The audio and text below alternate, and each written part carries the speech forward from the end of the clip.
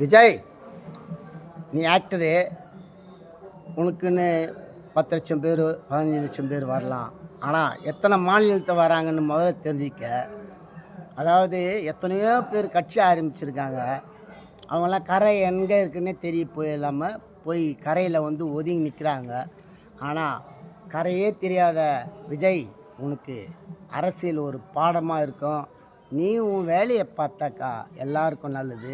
வேணாம், ஸ்டாலினை தொடாத. எங்கள் தளபதி, அவர் தளபதின்றதை விட எங்களுக்கு எல்லாருக்குமே முதலமைச்சர், அவர் சிஎம். அவர் நல்லா நடத்துகிறாரு. இப்போ அவரு கூட வந்து நீ மோதுறது தப்பு. 2 கட்சி இருக்குன்னு சொன்னியே, டிவிகே டிஎம்கே. நீ டிவிகே யார்? இதா வேண்டாம். இதில் எவ்வளோ பேர்லாம் வந்து ஜெயிச்சாங்க தோத்தாங்கன்றதெல்லாம் வேற. ஆனால் விஜய், விட்டுடு. இதெல்லாம் வந்து வாழ்க்கையில் வரும் போகும். தோல்வி வெற்றி வரும் போகும். நல்லா இருக்கணும்னா நல்லதாக நடந்துக்க.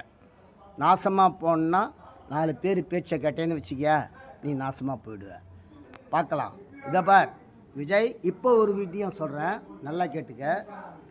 நல்லா இருக்கணும்னு நினச்சானாக்கா அந்த 4 பேர், கெட்டவங்க சொல்கிற 4 பேரை உதறி விட்டு நல்லவங்க பக்கம் சேரு. அப்போ தான் உனக்கு வாழ்க்கை நல்லாயிருக்கும்.